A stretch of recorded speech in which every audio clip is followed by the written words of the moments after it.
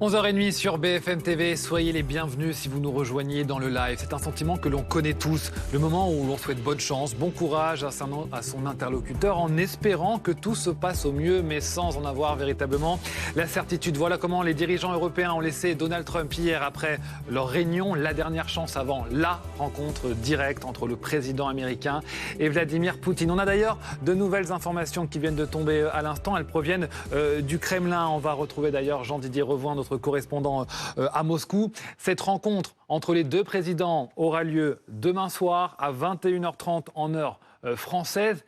Et puis, il y aura une image très importante. Ça ne sera pas seulement un rendez-vous à huis clos, puisque Donald Trump et Vladimir Poutine devraient apparaître ensemble lors d'une conférence de presse commune à l'issue. Oui, c'est ce qu'on a appris ce matin de la part du conseiller diplomatique de Vladimir Poutine, Yuri Ushakov, qui a annoncé que Vladimir Poutine et Donald Trump donneraient une conférence de presse au terme de leur rencontre. Alors bien sûr, on ne pourra pas accéder au contenu des discussions qui seront effectivement à huis clos, mais le point positif, c'est que les deux présidents ont d'ores et déjà prévu de venir s'exprimer devant la presse et de répondre aux questions de la presse une fois leur entretien terminé. Alors on a aussi appris que le gros morceau, si je puis dire, de cette rencontre sera la résolution du conflit ukrainien. Et d'après plusieurs observateurs, il y a de bonnes chances de parvenir à un accord. Lequel, en quoi consistera-t-il? Pour l'instant, personne ne le sait. Jean-Didier Revoin en direct de Moscou pour BFM TV. Voilà pour les dernières informations. Claude Blanche-Maison est toujours avec nous, ancien ambassadeur de France à Moscou. Gilles Miaeli nous a rejoint. Bonjour, directeur de la publication de la revue Conflit. Et Violetta Moxalu, bonjour, maître de conférence et présidente fondatrice de Global Ukraine. Ces dernières informations, alors elles proviennent du Kremlin, mais elles sont quand même importantes. On a désormais l'heure du rendez-vous qui est fixée aux alentours de 21h30, dit le Kremlin. Et à l'issue de leur échange à huis clos entre Donald Trump et Vladimir Poutine, ils vont donner un point presse ensemble. Ces images qu'on a l'habitude de voir, de pupitres avec les deux chefs d'État, sauf que Vladimir Poutine, ça fait un moment qu'on ne l'a pas vu, évidemment, aux côtés d'un dirigeant du occidental. Et des images assez anciennes avec M. Macron, où effectivement, M. Macron lui reprochait des ingérences dans sa propre campagne électorale, et M. Poutine n'avait pas relevé, il avait été tout à fait zen dans ce qui était finalement aussi un débat devant la presse. Alors ça va être en effet intéressant. C'est tard parce que le décalage horaire est considérable avec l'Alaska, et donc effectivement ils ne se rencontrent qu'en fin de matinée. 21h30 donc en heure française, mais c'est vrai que cette image, elle va être dingue. On sent ce rendez-vous approcher, on a de plus en plus de précisions. On n'imaginait pas honnêtement encore hier, on parlait potentiellement d'un communiqué commun, que les deux présidents répondraient côte à côte aux questions des journalistes à l'issue de leur entrevue. Alors, ça dépend si on est pessimiste ou optimiste. Mais le fait qu'il y a déjà un point presse après, ça veut dire que les choses sont à peu près... ils sont d'accord à peu près sur l'essentiel. Sinon, on ne prend pas le risque d'annoncer qu'ils vont répondre à des questions. C'est-à-dire qu'ils vont annoncer quelque chose c'est-à-dire que les négociations sont très, très avancées, au moins entre les États-Unis et la Russie. Essentiellement sur l'Ukraine, parce que même s'il y a d'autres sujets pour ces sommets avec un peu d'air de la guerre froide, tout le monde s'en fout. Et la seule chose qui intéresse tout le monde maintenant, c'est qu'est-ce qui va se passer en Ukraine, ou autrement dit, est-ce que Trump va lâcher Zelensky ou non? Alors, ce qu'on peut dire aussi, c'est que probablement Trump le sait déjà. Donc c'est un véritable drame. Les dés sont jetés, le président américain sait déjà ce qu'il va le dire, tout est déjà écrit, c'est comme ça qu'il faut comprendre cette conférence de presse annoncée, on le précise quand même, annoncée par le Kremlin. Oui, le cœur des discussions, c'est le cessez-le-feu et toutes les parties veulent le cessez-le-feu. Sauf que dans quelles conditions la Russie veut négocier un échange des territoires déjà occupés. L'Ukraine et l'Europe a bien fait comprendre au président Trump et à son entourage que c'est hors de question. Cessez-le-feu d'abord avec quelle garantie et ensuite on négocie sur le sort de ces territoires occupés. Et Trump, il veut le cessez-le-feu pour avoir le 6e accord de paix, entre guillemets, parce qu'il en a déjà parlé de 5, dans l'optique de prix Nobel qu'il souhaiterait avoir. Mais visiblement, ils auraient peut-être sous le coude des propositions pour Vladimir Poutine, essayer d'enlever une partie des sanctions dans le secteur aérien, faire quelques deals un peu dans l'Alaska. Est-ce que Poutine va accepter un cessez-le-feu qui ne sera pas une capitulation de l'Ukraine, parce que lui, il est jusqu'au boutiste et il souhaite vraiment la capitulation pour dire ce qui est à moi est à moi et ce qui est à vous est à moi aussi, en fait. Négociable. Non négociable. Donc, ça va être c'est ça la grande inconnue et il faut attendre encore 24 heures. Yannick Mirer est avec nous. Bonjour, spécialiste des États-Unis. Le populisme smart, c'est aussi votre livre. Les présidents russes et américains qui ne peuvent pas se permettre un clash en direct, alors qu'une conférence de presse commune est annoncée par le Kremlin, on le précise, à l'issue de leur rendez-vous. Bon, on a quand même vu des clashs déjà entre Donald Trump et en l'occurrence son homologue ukrainien dans le bureau ovale avec Volodymyr Zelensky, on s'en souvient. Oui, bon, c'était un petit peu particulier. Souvenez-vous de cet épisode. On ne sait pas dans quelle mesure J.D. Vance, le vice-président, qui était très inhabituel, avait pris un petit peu le dessus dans les échanges vifs qu'il y avait eu avec le président ukrainien. On s'est toujours interrogé sur quels étaient un peu les objectifs américains pour créer ces circonstances désagréables pour tout le monde et très surprenantes pour les analystes. Donc laissons cela de côté. Dans le cadre de l'entrevue russo-américaine, on est sur une autre échelle en quelque sorte des deux anciens superpuissances de la guerre froide. Je ne pense pas qu'il y ait nécessairement une pente glissante vers un clash possible, puisque du côté russe, et c'est un petit peu le commentaire que je ferai sur l'asymétrie, s'il y a un mot-clé, entre les deux parties, puisque dans une certaine mesure, le président russe a le temps pour lui. Il n'y a pas des échéances électorales pour ce qui le concerne, il y a une main de fer qui tient un pays, et il y a un front qui évolue. Et donc ces objectifs fondamentaux restent les mêmes à mon sens, c'est-à-dire le retour vers une certaine grandeur soviétique qui passe par la récupération de territoires ukrainiens. Il a commencé avec l'Ukraine il y a une dizaine d'années, la Crimée, pardon, une dizaine d'années. Ces conditions à lui sont claires, les 4 provinces, Kherson, Louhansk, Zaporijjia et le Donetsk. Il n'a pas de raison vraiment de bouger, plutôt de gagner du temps. L'incertitude est plutôt du côté occidental, avec en tête de gondole, si je puis dire, ou en tête de pont, pour être plus diplomatique, le président américain, qui est lui-même assez imprévisible et qu'il cultive et qui y va d'ailleurs, il l'a dit, un peu pour voir ce que pense l'autre. Il ne semble pas qu'il y ait une préparation très intense qui ait été faite quand même pour ce sommet. Ça fait partie aussi de maintenir le champ des possibles. Et je m'inquiète aussi du côté américain sur une autre asymétrie qui est un petit peu là, et l'ambassadeur Blanche-Maison pourra en parler mieux que moi, les capacités, les qualités de négociateurs du côté américain s'agissant de l'affaiblissement qui est en cours au sein du département d'État, par exemple. Il y a moins d'experts sur l'énergie, sur l'économie, sur tous ces sujets qui entourent les négociations stratégiques, alors que du côté russe, des gens très chevronnés, très déterminés, très sûrs d'eux. Il y a quand même un petit décalage qui, pour conclure, qui ne peut qu'amener à ce qu'on a déjà vu et ce que M. Trump a déjà exprimé, à savoir une certaine désillusion de son côté. On va aller au Royaume-Uni, à Londres, retrouver notre correspondante Marie Billon, où se trouve également en ce moment même Volodymyr Zelensky, on l'a vu en direct sur BFM TV, accueilli par le Premier ministre britannique. C'est-à-dire que les Européens ont fait un dernier point hier avec Donald Trump, l'occasion de peser au maximum pour la dernière fois avant sa rencontre au sommet avec Vladimir Poutine. Pour autant, on sent bien encore qu'il y a une inquiétude face à l'inconnu Donald Trump. Oui, parce que les deux hommes qu'on a pu voir se dire bonjour ce matin ne seront pas là demain. Et pourtant, c'est l'avenir de l'Ukraine, du pays de Volodymyr Zelensky et de l'Europe, dont fait géographiquement partie toujours le Royaume-Uni, qui sera décidé finalement demain entre le président russe et le président américain, même si évidemment le but c'est qu'il n'y ait pas de décision qui soit prise, en tout cas pas tant que Volodymyr Zelensky n'aurait pas été consulté. Et la manière dont les deux hommes se sont dit bonjour, c'était un message envoyé à Donald Trump. Ils se sont d'abord pris dans les bras avant de se serrer la main pour la photo, évidemment, devant la porte noire de Downing Street.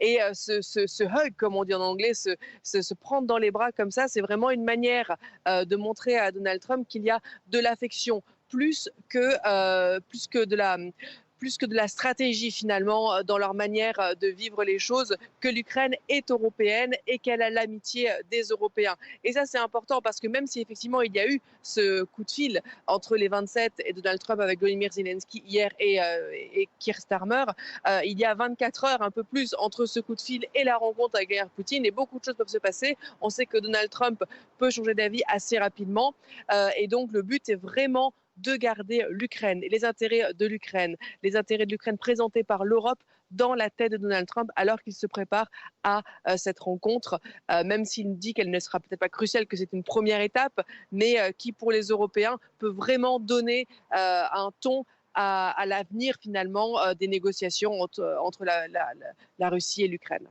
Marie Billon en direct de Londres pour BFM TV. Pour les dernières informations, ça se passe en ce moment, ça se passe sous nos yeux à travers votre écran. Vous pouvez bien sûr suivre tout ça en direct jusqu'à demain soir. C'est aux alentours de 21h30 qu'aura lieu cette rencontre déjà évidemment historique entre Donald Trump et Vladimir Poutine. Est-ce que le Kremlin ne serait pas en train d'essayer de tordre le bras à Donald Trump, justement, en faisant ses annonces, en annonçant qu'il y aura un point presse commun, en donnant déjà le sommaire de cette rencontre? Il va être question de paix, je cite le Kremlin, de sécurité, de questions internationales importantes, de coopération aussi bilatérale. Moscou tente de tordre le bras à Donald Trump, là. Je crois qu'il n'y a pas grand-chose de nouveau là-dedans. On sait qu'il y a des questions bilatérales qui sont à l'ordre du jour. C'était d'ailleurs l'argument pour que ce sommet ait lieu à deux et pas avec un tiers. En effet, il y a des questions de relations économiques entre la Russie et les États-Unis. On sait que Trump s'y intéresse beaucoup. On sait aussi qu'il y a de grandes compagnies pétrolières américaines qui veulent pouvoir faire des forages dans le nord de la Russie. Il y a aussi les questions de contrôle des armements, de questions sur les armes nucléaires, et ça c'était logique que ça soit à l'ordre du jour. Évidemment, comme ça a été dit tout à l'heure, en Europe on est attentif surtout à ce qui va se passer sur l'Ukraine. Hier, on était plutôt optimiste parce que on avait compris que Trump, dans le fond, avait intégré les préoccupations des Européens, et même celle de Zelensky. Zelensky n'était pas si convaincu que ça. D'ailleurs, il a dû faire part de ses inquiétudes au chancelier hier soir. Chancelier qui a donné une enveloppe de 500 millions d'euros en aide à armement pour l'Ukraine. Aujourd'hui, on va voir ce que donne ces rendez-vous avec le Premier ministre britannique. Sans doute quelque chose du même ordre pour le réassurer. Mais je pense en effet que on peut être inquiet pour le résultat de demain. Parce que M. Trump va évidemment dire à Poutine qu'il est là pour lui demander un cessez-le-feu. Poutine va lui dire, mais cessez-le-feu, moi je suis pas contre. Mais comme tu le sais, je veux avoir des assurances sur 2 points. Premier point, les oblasts que j'ai annexés dans ma constitution, eh bien, font partie de la Russie. Donc il faut que tu obtiennes de Zelensky qui recule ses troupes pour que j'ai la totalité de ces oblasts. C'est quand même une condition très lourde. Et puis la deuxième condition, c'est le fait qu'il refuse ce qu'on a esquissé comme condition de sécurité pour l'Ukraine libre, et qu'il veut au contraire une Ukraine désarmée en quelque sorte. Alors la question est de savoir jusqu'à quel point Monsieur Trump va accepter ces conditions. Il peut dire il faut qu'on en discute, à ce moment-là il n'y aura pas de cessez-le-feu décidé. Toutes les nuances sont possibles, à la fois dans l'approche d'un cessez-le-feu effectif et dans l'approche de la réalisation des conditions. Et de toute façon, ils vont prévoir une deuxième réunion. Alors, est-ce qu'il y aura une deuxième réunion à deux ou est-ce qu'on passera tout de suite à la réunion avec Zelensky, étant entendu que s'il y a Zelensky, ce sera en effet conçu pour tordre le bras de Zelensky et lui faire accepter des concessions territoriales qu'il n'est pas prêt à accepter, en tout cas dans l'état actuel des choses. Donc tout ça, on le saura demain soir. Ouais. Alors, quand même, Donald Trump a précisé que si cette première réunion tourne mal, il n'y en aura pas de deuxième, il en est hors de question. Et il y a quand même un paradoxe, c'est-à-dire que les Européens se sont montrés plutôt confiants hier à l'issue de leur réunion, de leur entrevue avec Donald Trump, tout en restant bien sûr inquiets, méfiants, parce qu'ils connaissent le personnage. Et on a l'impression que du côté russe, Vladimir Poutine, lui, n'a aucune inquiétude quant au tempérament, à l'humeur qu'aura Donald Trump demain soir. On est dans un rapport de force pur. Quelle est la force des Européens? Les Européens peuvent gêner Trump. C'est-à-dire, ils ne peuvent pas s'imposer, mais ils peuvent aider Zelensky à dire non à ce que Trump et Poutine pourraient décider ensemble. On sait que si les Américains débranchent les Ukrainiens sont dans des situations extrêmement difficiles. Si derrière l'Europe débranche aussi, Zelensky est cuit. Et donc, ce que les Européens peuvent dire, si nous ne sommes pas d'accord avec ce qui se passe, nous n'allons pas débrancher les Ukrainiens. Ce n'est pas beaucoup, mais ça suffit pour être un élément de nuisance. Et l'Europe est devenue d'une puissance en non-puissance de nuisance dans ces négociations-là. Quant aux Américains, pardon, je finis là, le plus grand levier des Américains a été abandonné. La seule grande chose que les Américains auraient pu faire pour peser sur Poutine, c'est de dire jamais, jamais, jamais, nous allons abandonner l'Ukraine. Or, tout ce que Trump dit et tout ce que Poutine comprend de ce que dit Trump, c'est que c'est juste une question de temps avant que Trump lâche Zelensky. C'est ça, aujourd'hui, la situation, c'est ça les rapports de force. On vous révèle, en tout cas, si vous nous rejoignez sur BFM TV, les coulisses de ce sommet, cette rencontre historique qui aura lieu donc demain soir aux alentours de 21h30 en heure française, avec une conférence de presse commune entre Donald Trump et Vladimir Poutine à l'issue. C'est en tout cas ce sur quoi et ce qu'annonce le Kremlin. C'est l'heure de vérité là qui approche sérieusement. Il faut souligner l'efficacité de la diplomatie européenne qui a réussi à infléchir la position de Donald Trump qui, le vendredi 8 août, quand ils ont annoncé ce sommet, partait comme si c'était déjà un accord déjà décidé. L'Ukraine devait capituler parce qu'on n'avait rien à dire. Et aujourd'hui, il faut quand même... on a remarqué en fait les déclarations après le sommet en visio hier Europe-USA qu'il parlait de cette rencontre comme d'une rencontre exploratoire. Il y aura d'autres rencontres. Ça, c'est une première chose. Deuxième chose, J.D. Vance a participé au nom des États-Unis pour la première fois à la réunion de la coalition des volontaires hier. Les États-Unis, Trump a dit que les États-Unis resteront partie des mécanismes de garantie aux côtés des Européens, que ça ne peut pas se faire au nom de l'OTAN parce que c'est un torchon rouge pour la Russie, mais que les Américains restent à côté des Européens et qu'on doit concevoir ensemble des mécanismes de garantie. Et dans ce contexte-là, il est logique et évident que les Russes aujourd'hui essayent de faire ces effets de communication pour dire tout est décidé, il y aura déjà la conférence de presse et ainsi de suite. Mais ils n'ont pas le choix que d'essayer de pousser dans le sens qui les arrange. Dernière chose, n'oublions pas que cessez-le-feu, c'est pas la panacée. L'Ukraine a connu depuis 2014 20 cessez-le-feu avec les Russes qui ont tous été violés par la Russie. Donc maintenant, c'est pour ça que Zelensky reste extrêmement prudent. Avoir un cessez-le-feu, mais qui sera caduc s'il n'y a pas les mécanismes garantis à face, ça ne fera pas vraiment avancer la situation. Alors, il a dit quelque chose de très important. Il a dit je ne peux pas et je ne ferai pas de concessions pour un cessez-le-feu. C'est-à-dire que pour autre chose, peut-être que oui. Il n'a pas dit jamais, jamais, jamais, on va renoncer à un seul centimètre carré de la Sainte Patrie. C'est pas ça qu'il a dit. Donc, lui aussi, il met du sien pour essayer d'aider Trump. Oui, d'ailleurs, c'est même le chancelier Merz, avec qui il était donc hier, qui a déclaré que, je cite, l'Ukraine est prête à négocier les questions territoriales. Bien sûr que c'est une guerre de communication, vous en parliez. dans laquelle, pour le coup, tout le monde est partie prenante, d'où l'importance des mots. D'ailleurs, là où le vocabulaire a bien évolué, c'est sur la notion qui était jusque-là rejetée formellement par les dirigeants européens, à savoir la question de la concession de territoire de l'Ukraine à la Russie, qui l'a agressée en 2022.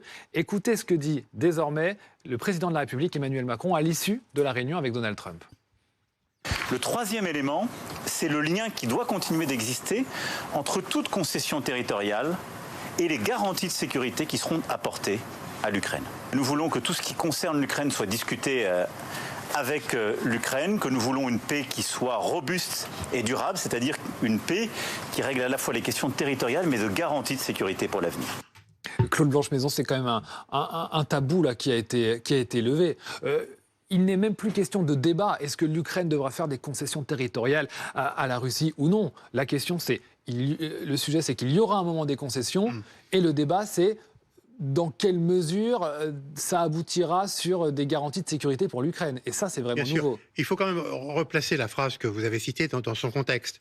Le président de la République disait il y a 3 éléments dans le fond, dans ce qu'on a compris. Il y a le cessez-le-feu, et l'objet de la réunion du 15, c'est le cessez-le-feu.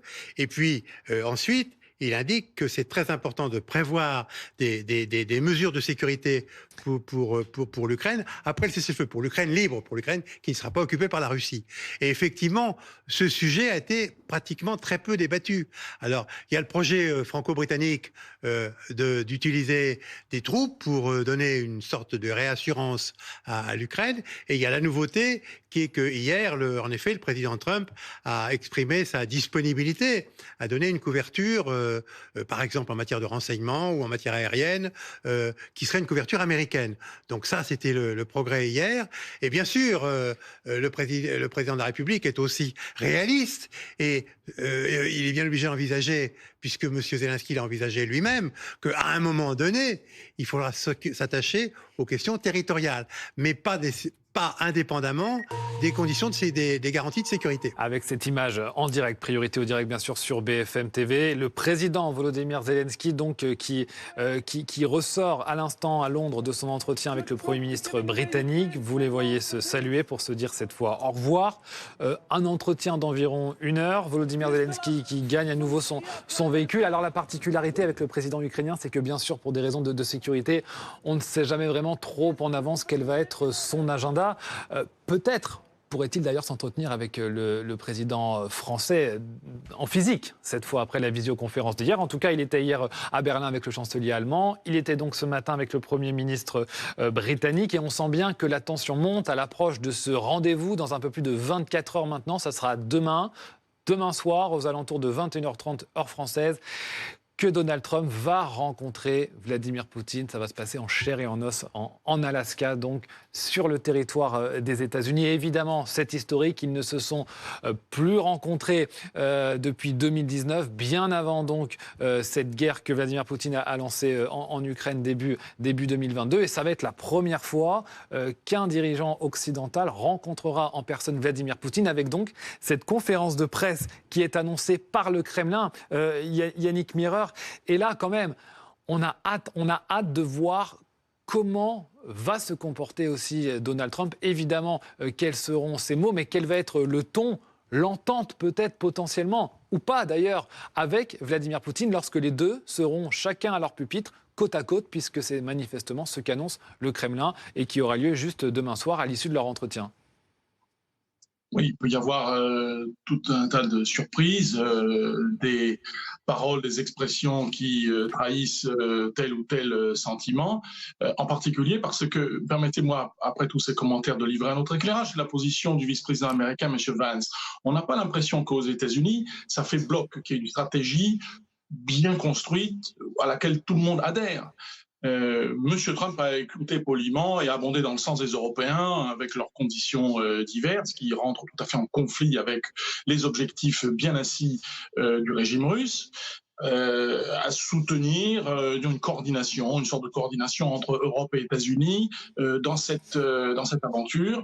Le vice-président américain, lui, qui était, rappelez-vous, très contre l'aide américaine militaire et les dépenses américaines pour soutenir l'Ukraine a beaucoup évolué récemment sur cette coordination transatlantique. Donc combien de temps ça va durer? Est-ce qu'on est sur un terrain solide? C'est ce qui pourrait, si je puis dire, ressortir de positif de toute cette affaire, qui, il n'en demeure pas moins vrai, demeure celle que l'on a, je crois, dit à peu près tous de manière un petit peu différente, à savoir un bloc russe qui a un objectif très clair et qui est sur le terrain mobilise sa force, et des Occidentaux qui ne disposent que de leviers relativement faibles. Quant aux Américains, les sanctions économiques ne donnent pas les effets escomptés, particulièrement avec les variations du cours du dollar, du pétrole, pardon, je n'ouvre pas cette forme-là, et le soutien militaire, parce qu'au fond, le vrai puissant levier que pourraient exercer les Américains, c'est bien celui-là. Je crois bien qu'ils n'y sont pas prêts et que on arrive vers des désillusions, même si, une fois de plus,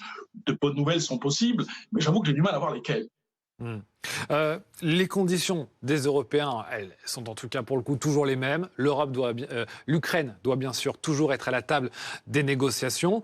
Ce sur quoi le président américain, lui, ne peut pas s'engager. Il a dit qu'il espère pouvoir mettre autour de la table Vladimir Poutine et Volodymyr Zelensky à l'issue de son entretien avec le président russe, mais évidemment, il ne veut prendre aucun engagement là-dessus. Effectivement, on a senti qu'il était un peu échaudé par rapport aux premières déclarations où il pensait que ça allait être une affaire rapide et que les deux grandes puissances, entre guillemets grandes pour la Russie, qui se place en héritière de l'ex-URSS, mais qui est de loin pas du tout la même grande puissance qu'au XXe siècle, et que maintenant Donald Trump parle d'une rencontre exploratoire et éventuellement peut-être par la suite une rencontre à trois si il considère lui que les conditions sont réunies pour cette première rencontre. Je voulais juste réagir par rapport aux sanctions. C'est que les sanctions, la mise en place des sanctions contre la Russie, c'est pas des effets immédiats. Et aujourd'hui, au bout de 3 ans et demi, on voit que, par exemple, les prévisions de PIB faites pour 2025 sont en dessous de 1% pour la Russie. Donc, en fait, on commence à voir maintenant les premiers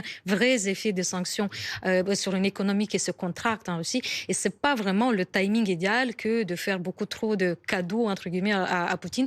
Pour lui, un des enjeux principaux, c'est essayer de desserrer un petit peu les sanctions, autant directes que les sanctions indirectes qui déplaisent aussi fortement à ses partenaires. Et on a vu les menaces des États-Unis. Et donc, c'est sûr que Donald Trump, il fera son maximum pour obtenir son cessez-le-feu, mais il risque de se confronter à une approche russe jusqu'au boutiste. Poutine, il sera sûrement trop gourmand et c'est pas gagné qu'on sorte avec un accord qui ne soit pas caduque. Et dans tous les cas, quel que soit le document qui sera signé ou les annonces qui seront faites, l'armée ukrainienne n'obéira pas, ne lâchera pas, ne posera pas les armes parce qu'ils n'ont pas le choix dans cette guerre existentielle qui est la guerre menée aujourd'hui en Ukraine, existentielle et civilisationnelle, que de continuer à se battre pour défendre la nation et la patrie. Merci beaucoup. Vous restez bien sûr avec nous. On continue de vous informer sur cet entretien qui approche au sommet entre Vladimir Poutine et Donald Trump avec les coulisses de cette rencontre qui sont dévoilées sur BFM TV. On fait juste un point sur la météo. On se retrouve juste après.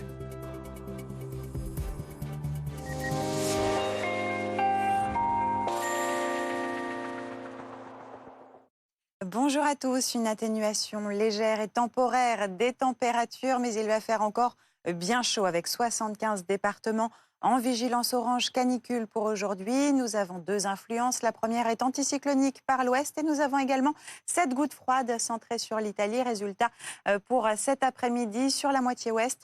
C'est bien calme, ensoleillé, un léger voile nuageux. En revanche, c'est plus voilé à l'est et surtout reprise d'activité orageuse sur les reliefs du sud. Notamment, ça peut être bien intense du côté des Pyrénées ou encore entre l'extrême sud-est et la Corse. Ces orages peuvent être accompagnés de belles rafales de vent et de chutes de grêle. Du côté des températures, donc cette légère baisse pour cet après-midi sur le nord et l'est principalement, mais il fait dans l'ensemble encore très chaud. 32 degrés à Lille, 33 à Paris, 36 degrés à Strasbourg ou à Lyon et on monte même jusqu'à 38 degrés à Toulouse et localement peut-être un petit peu plus. Pour le risque d'incendie, il reste bien évidemment élevé autour de la Méditerranée. Attention, pic caniculaire à nouveau prévu pour ce week-end du 15 août.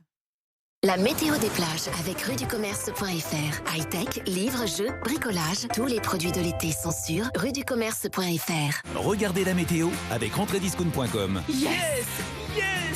Entrediscount.com, numéro 1 français des fournitures scolaires en ligne.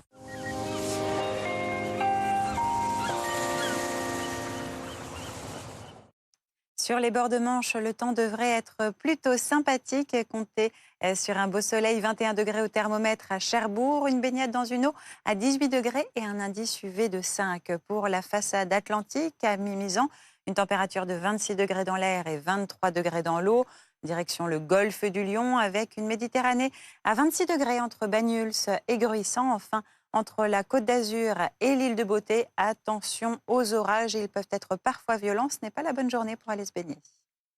C'était la météo des plages avec ruducommerce.fr. High-tech, livres, jeux, bricolage, tous les produits de l'été sont sur ruducommerce.fr. C'était la météo avec entrediscount.com. Yes!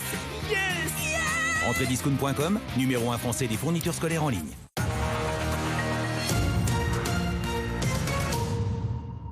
C'était votre programme avec Magnolia.fr. Changez votre assurance de prêt et économisez sur Magnolia.fr, comparateur en assurance de prêt immobilier.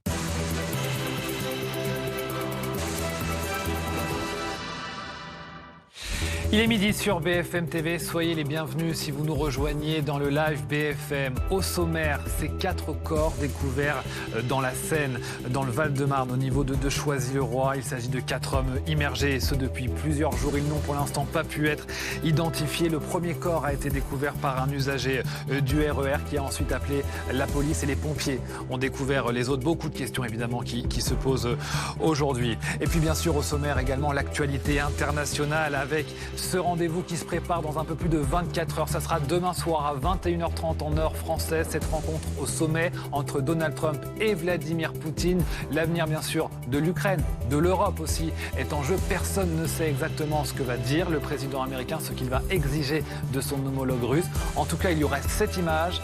Les deux présidents devraient à l'issue se présenter lors d'une conférence de presse côte à côte, donc pour répondre à toutes les questions de journalistes. Ce sont les informations communiquées par le Kremlin. Mais on commence donc avec cette découverte macabre à Choisy-le-Roi. 4 corps ont été découverts hier matin dans la Seine.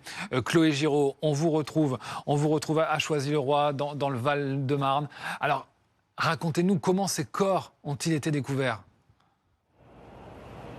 Eh bien, c'est ici, donc dans cette zone de la Seine à Choisy-le-Roi, que ces corps ont été découverts. C'était hier dans le courant de l'après-midi et tout a commencé en fait avec le signalement d'un usager du RERC. Le RERC ici, vous n'allez peut-être pas le voir passer, mais en tout cas, il faut imaginer qu'il passe vraiment de l'autre côté de la Seine, en bordure du fleuve. Et donc, cet usager remarque un corps inanimé sur le bord de la Seine. Il va informer la police, contacter la police. Et quand les policiers vont arriver sur place, eh bien, ils vont effectivement découvrir un premier corps qui flottait sur le bord de la Seine. Ensuite, c'est la brigade fluviale qui va intervenir et là, il va découvrir 3 autres corps. Un corps qui flottait là aussi sur le bord de la Seine, un autre qui était coincé dans des branchages et un 4e et dernier qui était en train de dériver avec le courant. Alors pour l'instant, on ne sait pas s'il y a un lien entre ces 4 corps. Le parquet de Créteil nous a expliqué que c'était peut-être la configuration de la Seine à cet endroit qui faisait qu'on avait retrouvé plusieurs corps ici. En tout cas, une autopsie va être menée pour découvrir les circonstances du décès de ces 4 personnes. Chloé Giraud avec Margot Vizade en direct de Choisy-le-Roi. Merci à toutes les deux. Célia Vallet nous a rejoint. Bonjour Célia, journaliste au service police-justice de BFM TV. Que sait-on de ces victimes ? Alors d'après les premiers éléments, tous les corps qui ont été découverts sont des hommes majeurs de type nord-africain et africain. Ils étaient tous habillés, 3 étaient habillés et 1 était partiellement habillé. 3 d'entre eux également ont été immergés depuis plusieurs jours. Ils ont été transportés à l'Institut médico médico-légale. Selon une source policière, ce genre de découverte n'est pas anodin. Ça suscite beaucoup d'interrogations pour l'instant. Est-ce que c'est criminel? Est-ce que ces personnes étaient alcoolisées et n'ont pas survécu à la canicule? Est-ce qu'ils se sont baignés? Est-ce qu'ils se sont noyés? Voilà, beaucoup d'interrogations pour l'instant, sachant que le cabinet du maire de Choisy-le-Roi nous confie que à cet endroit, le débit de la Seine est très important et que les corps auraient pu dériver. Une enquête a donc évidemment été ouverte. Oui, absolument. Des autopsies sont prévues pour déterminer les causes de la mort. L'identification des défunts est en cours. C'est le commissariat de Choisy qui a été saisi de l'enquête et en fonction des éléments, la police judiciaire du Val-de-Marne pourrait être saisie. Merci beaucoup Célia Vallée pour toutes ces informations donc, concernant cette macabre découverte avec encore beaucoup de questions. Vous revenez bien sûr nous informer dès que vous avez davantage d'informations. On en vient à présent à l'actualité internationale. On connaît tous ce sentiment, le moment où l'on souhaite bonne chance, bon courage à son interlocuteur en espérant que tout se passe mieux mais sans savoir au fond de nous si ça va réellement être le cas. Voilà comment les dirigeants européens ont laissé Donald Trump hier après leur réunion en visioconférence. La dernière chance pour eux de peser dans les discussions, dans même potentiellement les négociations avant la rencontre directe et déjà historique entre Donald Trump et Vladimir Poutine. On va aller à Moscou retrouver notre correspondant Jean-Didier Revoin parce qu'on en sait plus d'ailleurs sur cette rencontre. Elle aura lieu demain soir à 21h30. L'autre information qui est également donnée par le Kremlin, c'est que les deux présidents se présenteront à une conférence de presse, l'un à côté de l'autre, donc à l'issue de leur entretien. Oui, c'est ce qu'on a appris ce matin de la part du conseiller diplomatique de Vladimir Poutine, Yuri Ushakov, qui a annoncé que Vladimir Poutine et Donald Trump donneraient une conférence de presse au terme de leur rencontre. Alors bien sûr, on ne pourra pas accéder au contenu des discussions qui seront effectivement à huis clos, mais le point positif, c'est que les deux présidents ont d'ores et déjà prévu de venir s'exprimer devant la presse et de répondre aux questions de la presse une fois leur entretien terminé. Alors on a aussi appris que le gros morceau, si je puis dire, de cette rencontre sera la résolution du conflit ukrainien. Et d'après plusieurs observateurs, il y a de bonnes chances de parvenir à un accord. Lequel, en quoi consistera-t-il? Pour l'instant, personne ne le sait. Claude Blanche-Maison, ces informations qui sont communiquées par le Kremlin, elles sont quand même importantes. On n'imaginait pas spécialement, personne n'aurait misé sur une conférence de presse commune aux deux présidents à l'issue de leur entretien. Ils vont se présenter à la presse côte à côte. Bah, écoutez, moi, ça ne me choque pas, ça ne me surprend pas, pour dire la vérité. À chaque fois que un président français a rencontré Poutine, à chaque fois, il y a eu, naturellement... les conditions n'étaient pas franchement les conditions n'étaient pas les mêmes, bien sûr. Mais à chaque fois, il y a eu des contacts avec la presse qui étaient communs. Et c'est assez logique, compte tenu de l'attente qui a été créée dans le monde sur cette rencontre, qui est une conférence de presse commune. Alors, je rappelais tout à l'heure la conférence de presse initiale entre le président Macron et le président Poutine, elle était légèrement conflictuelle, puisque le président Macron a introduit dans la conférence de presse l'élément « Monsieur le Président, vous avez voulu interférer dans ma campagne électorale et une chaîne... qui n'est pas une chaîne d'information, mais qui est une chaîne de propagande, a diffusé en France des fake news sur mon compte, c'est inacceptable. » Et Poutine a encaissé, sans rien dire. Il a une capacité à encaisser qui est assez importante. Donc même s'il y avait des divergences qui subsistaient après les entretiens entre Trump et Poutine, je pense que ça n'est pas une raison pour ne pas faire de conférence de presse. Pour eux, c'est trop important de montrer qu'il y a eu cette rencontre entre les deux présidents et qu'ils ne répugnent pas à affronter des questions. Alors, les questions avec la presse seront filtrées, naturellement, par les deux responsables de la presse, bien sûr. Et elles sont toujours filtrées, d'ailleurs. Oui, elles sont toujours filtrées, évidemment. Le micro est donné aux journalistes qui le souhaitent. Mais en général, quand même, toutes les questions peuvent être posées. Elles l'avaient d'ailleurs été, y compris à Vladimir Poutine lorsqu'il était venu à Versailles. Parce qu'à Versailles, effectivement, la conférence de presse avait été organisée de façon totalement ouverte. Mais il arrive qu'on puisse aussi légèrement orienter les questions. Bon, moi je pense, ça n'est pas une surprise, ça ne préjuge pas du fait qu'il y a un accord complet et total, mais ça, en effet, ça laisse indiquer qu'il y a d'ores et déjà, dans la préparation, une forte convergence. Surtout, c'est inimaginable qu'un tel sommet finisse quand chacun prend son avion et part de chaque côté. C'est ça qu'il faut dire. Pourquoi c'est inimaginable? Il pourrait y avoir un communiqué. Enfin, ça arrive souvent aussi lorsqu'il y a des sommets européens. On est dans un exercice avec une longue histoire. Les sommets, c'est la pièce de théâtre. Mais avant, il y a des dramaturges. Il y a des gens qui négocient chaque mot. On arrive pour officialiser, peut-être pour faire la mécanique un peu fine. Et après, on annonce à minima qu'on est toujours amis et qu'on est d'accord pour être en désaccord sur quelque chose. Mais partir d'un truc pareil avec sans rien et chacun après tweet de son avion, c'est un échec. Mais je pense en tout cas, il y aura une transparence du coup sur ce qui s'est dit, puisque bien sûr, ça va être la première question qui va être posée. Qu'est-ce que vous vous êtes dit? En même temps, il ne faut pas banaliser quand même ce sommet et il ne faut pas banaliser le fait que c'est un pays agresseur, c'est un président qui a du sang sur les mains, qui est sous arrêt de la Cour pénale internationale pour des crimes de guerre, pour le kidnapping des enfants ukrainiens, toutes les barbaries, les atrocités qu'on a vues, Boutcha et autres, en fait. Et pour moi, ça me fait peur, en fait. C'est déjà l'idée de la photo que j'avais appelée la photo de la honte, parce que je me dis comment il va faire après pour se ressaisir une fois qu'il aura donné la main à un criminel de guerre. Et maintenant, ce communiqué de presse, conférence de presse à deux, moi, je pense que c'est pas gagné et que peut-être chacun parlera à la presse de son côté. Si c'est pas si évident que ça, qu'ils aient déjà un truc déjà écrit sur une page. Trump a quand même fait marche arrière. Il a dit c'est une rencontre exploratoire. Il faut que je vois Vladimir de mes propres yeux. Il a droit au même cycle qu'on a eu que d'autres présidents avant lui. Président Macron, par exemple, pendant toute l'année 2022, qui pensait qu'il pouvait dialoguer. Et si vous permettez, je vous rappellerai que le président Zelensky, quand il est arrivé au pouvoir en 2019-2020, il pensait lui aussi que le fait de rencontrer Poutine l'aidera à faire la paix et il a déchanté. Donc il se peut fort probable que Trump demain déchante aussi. Donc il faut quand même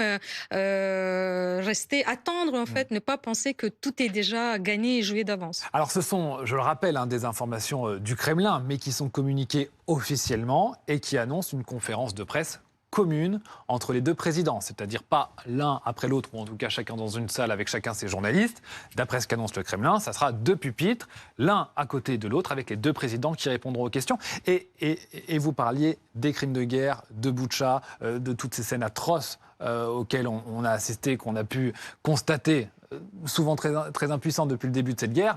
Mais enfin, si je ne dis pas de bêtises, ça sera d'ailleurs la première fois que des journalistes, des journalistes indépendants, pas ceux auxquels Vladimir Poutine a l'habitude de se confronter, pourront d'ailleurs potentiellement poser des questions directement au président russe. En tout cas, on aurait du mal à imaginer un tel sommet entre Roosevelt et Hitler, en fait, au XXe siècle. Donc maintenant, on verra avec quoi Trump va sortir, mais c'est pas exclu que ça soit un boomerang qui revienne aux Russes dans la figure, parce qu'ils ont été tellement excités, tellement contents, ils ont tellement parlé comme d'une victoire extraordinaire. Il faut voir leurs médias en interne, en fait, et tout, parce qu'effectivement, ça viendrait réhabiliter Poutine. Mais est-ce que Trump a vraiment intérêt à courber le dos, à lui faire tous les cadeaux possibles? Il faut pas oublier non plus que son propre parti républicain, ils ont encore dans la mémoire la guerre froide, en fait. Et pour eux, la Russie, c'est pas forcément le grand ami, en fait. Donc, c'est pas joué d'avance. C'est pas parce que le Kremlin annonce. On a vu que les annonces changent de 24 heures à 24 heures. Donc, il faut pas qu'il crie victoire. Et c'est pas celui qui crie le plus fort qui gagne la bagarre, en fait. C'est pour ça qu'il est important de le préciser. En effet, c'est ce qu'on fait. C'est une information communiquée par le Kremlin et ça a son importance. Ce n'est pas la Maison-Blanche qui annonce voilà les coulisses du sommet, voilà comment ça va s'organiser. D'où cette question, est-ce que Vladimir Poutine, dont on comprend l'intérêt qu'il a pour être normalisé sur la scène internationale, de s'afficher devant les caméras aux côtés de Donald Trump, est-ce qu'il n'est pas en train d'essayer de tordre le bras au président américain? Et est-ce que ça plaît, ça, véritablement, à Donald Trump? Vous savez, les 2 pupitres côte à côte, ça va aussi faire ressortir la personnalité de l'un et de l'autre. C'est-à-dire du monstre froid avec le monstre qui a beaucoup d'empathie. La comparaison des deux peut aussi être à l'avantage de Trump. Parce que Trump, évidemment, avec son numéro habituel, va le jouer à l'empathie. Et va le prendre de façon protecteur, probablement en le prenant par le bras d'ailleurs, etc. Poutine a horreur de ça, naturellement. Poutine n'a pas d'empathie. Alors, effectivement, moi je pense que les États-Unis, en tout cas Trump, peut trouver un avantage parce que lui a une très grande pratique de ces conférences de presse, de ces confrontations éventuelles, et il le fait assez bien, parce que c'est un acteur en réalité. Poutine n'est pas un acteur. Ça va montrer aussi et marquer la différence entre les deux dirigeants, entre les deux présidents? Oui, bien sûr. En fait, c'est une pièce de théâtre. On n'arrive pas à un sommet comme ça, les mains dans la poche. Les sommets, c'est le point culminant. On a ici un diplomate chevronné. En amont, il y a énormément de réunions. Les choses se préparent. L'essentiel de la négociation est pré-mâché.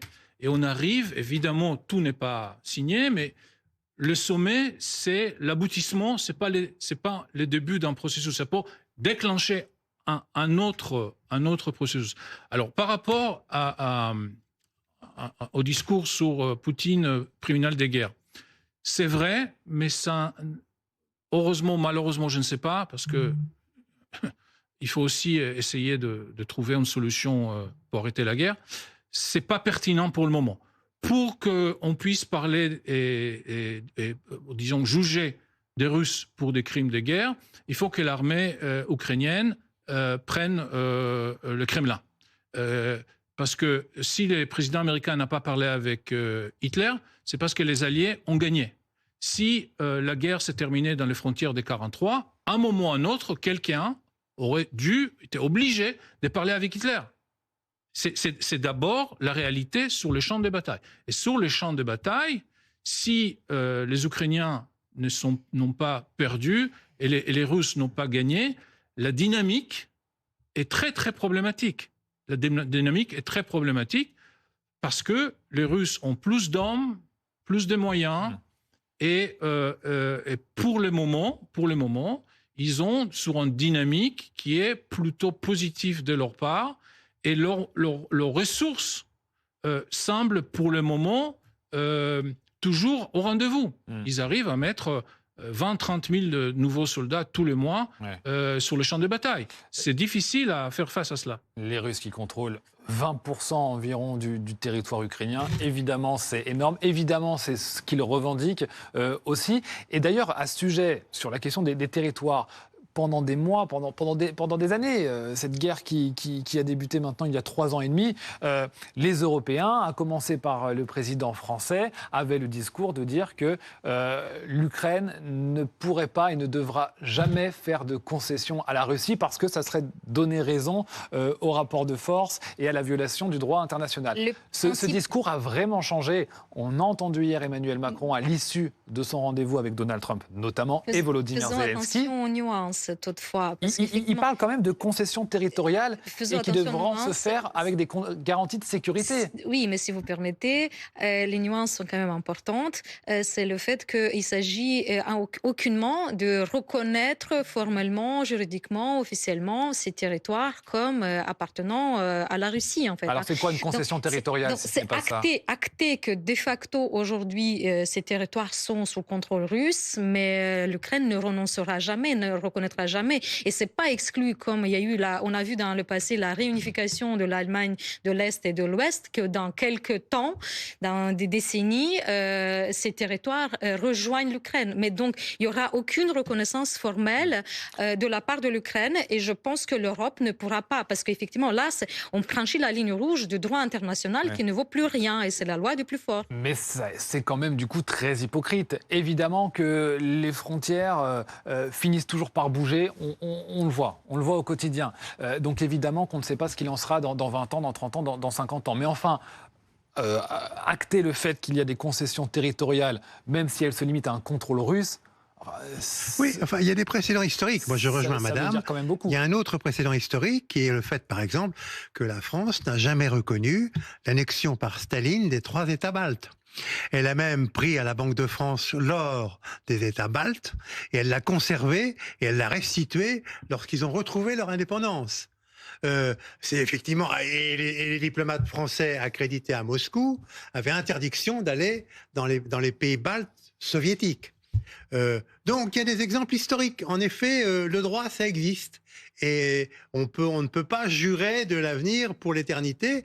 Et c'est très important que dans les négociations qui vont se dérouler sur la question territoriale, en effet, on maintienne le principe de l'intégrité territoriale de l'Ukraine et qu'on reconnaisse effectivement la réalité des choses, c'est-à-dire que l'armée russe occupe une partie du territoire ukrainien et que donc la Russie administre une partie du territoire ukrainien. C'est pas pour ça qu'on reconnaît juridiquement la modification des frontières. Mais ça, c'est pas non plus une panacée, parce que je pense que les Russes ont reconnu le fait que la Crimée était ukrainienne. C'est même eux qui ont fait donation. Ça ne les a pas empêchés de réclamer ces territoires pour des raisons historiques qui, pour eux, sont plus forts que le strict droit. Il dit qu'il y avait un geste de prince d'un dirigeant soviétique, mais ça ne change pas sur les terrains. Donc, on est dans un contexte des rapports de force. Peu importe quel est le statut de ces territoires aujourd'hui, effectivement, dans 30 ou 40 ans, si jamais dans le Donbass, il y a un mouvement pro-ukrainien et que la Russie est au bord de l'écroulement, bien évidemment que ça va revenir à l'Ukraine, mais ce sont des hypothèses. Ce n'est pas à ce moment-là que le droit international va empêcher quoi que ce soit, comme ça n'a pas empêché la Russie de faire ce qu'elle fait depuis 2008. Et c'est là-dessus qu'il pourrait y avoir un accord ? C'est ce qui est sûrement sur la table, mais je pense qu'il ne faut pas oublier, et c'est pas parce que ça ne fait pas partie dans les déclarations de part et d'autre que la question n'a pas lieu d'être, la responsabilité de cette agression et de tous ces aspects de crimes contre l'humanité. Et le mal qui n'a pas été puni revient. C'est ça la grande leçon de l'histoire du XXe siècle. Il n'y a pas eu de Nuremberg sur les crimes de stalinisme, et aujourd'hui nous avons une Russie qui veut restaurer l'ex-URSS, où Staline est vu un héros par le peuple russe. Staline, c'est aussi le héros de Poutine, qui ne rêve que restaurer l'empire soviétique et même aller plus loin jusqu'à la Russie tsariste, en fait. Donc le problème, c'est qu'aujourd'hui, ne pas condamner et s'il n'y a pas de responsabilité pour cette agression en Ukraine, demain, il y aura d'autres agressions, parce que le Kremlin ne va pas du jour au lendemain commencer à s'occuper des problèmes en interne et essayer de faire en sorte que le peuple russe arrive à avoir des meilleures conditions de vie. Il est, lui, dans cette logique de récupération territoriale et retrouver... en fait, il se positionne en héritier de l'ex-URSS. Ils ont pris la place à l'ONU même par défaut. Il n'y a même pas eu de décision, en fait, donc à la chute de l'ex-URSS. Pourquoi c'est la Russie qui est restée au Conseil de sécurité de l'ONU. Donc, il y a tout un tas de questions en fait qu'on devrait se poser sur ce qui s'est passé à la chute du mur et sur notre propre responsabilité aussi en tant qu'Occidentaux. On l'a laissé faire depuis 2000, la guerre en Tchétchénie, en Géorgie, l'annexion de la Crimée, et il a tué l'opposition russe, il a tué Boris Nemtsov d'une balle dans la tête, Anna Politkovskaya et tous les autres. On a été trop, on a péché d'une certaine façon par complicité passive, parce que on aurait dû arrêter ce monstre bien avant pour éviter d'être aujourd'hui en guerre directe et frontale ce qui se passe en Ukraine. En tout cas, pour la prochaine étape et l'étape ultime, qui est cette rencontre entre Donald Trump et Vladimir Poutine, la balle est dans le camp du président américain, alors que Vladimir Poutine, vous connaissez bien la Russie, évidemment, il a forcément un plan en tête et ce rendez-vous pour lui n'est qu'une étape avant d'autres. C'est probablement pour ça qu'un grand journal britannique ce matin titre le sort de l'Ukraine dans les mains de M. Poutine. Parce qu'en réalité, c'est ça qui va se passer demain.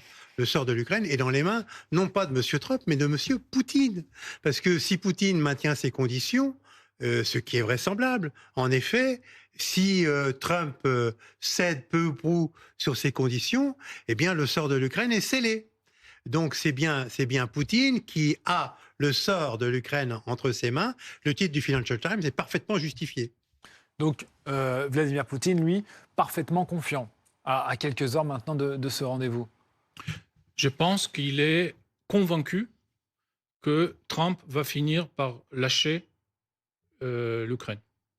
Donc, c'est juste une question de temps. Il y a des hauts et des bas, Trump change d'avis, mais globalement, il faut tenir... En fait, on a les deux côtés sont plus ou moins exsangues.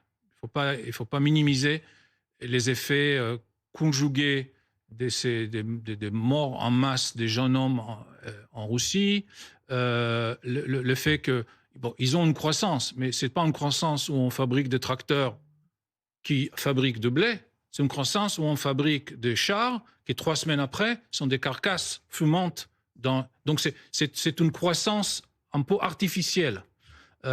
Donc la situation en Russie est très très grave. La situation en Ukraine est très très grave, peut-être même plus. Sauf que les Russes peuvent espérer que les Américains et après eux, les Européens lâchent les Ukrainiens. Et les Ukrainiens, aujourd'hui, ont du mal à espérer. Et quand on est au bout de force, c'est l'espoir que la cavalerie est déjà en route qui fait tenir. Les Ukrainiens croient dans l'Europe quand même et les alliances qui ont été construites avec la France et avec l'Allemagne et la Grande-Bretagne ou autres montrent que l'Ukraine n'est pas seule et c'est ça l'espoir de l'Ukraine à côté de l'espoir dans l'armée ukrainienne qui fait le front et qui protège aussi l'Europe de cette menace russe qui est une menace pas seulement pour l'Ukraine mais pour tout un tas d'autres pays de l'Europe de l'Est, la Pologne, les pays baltes et les autres.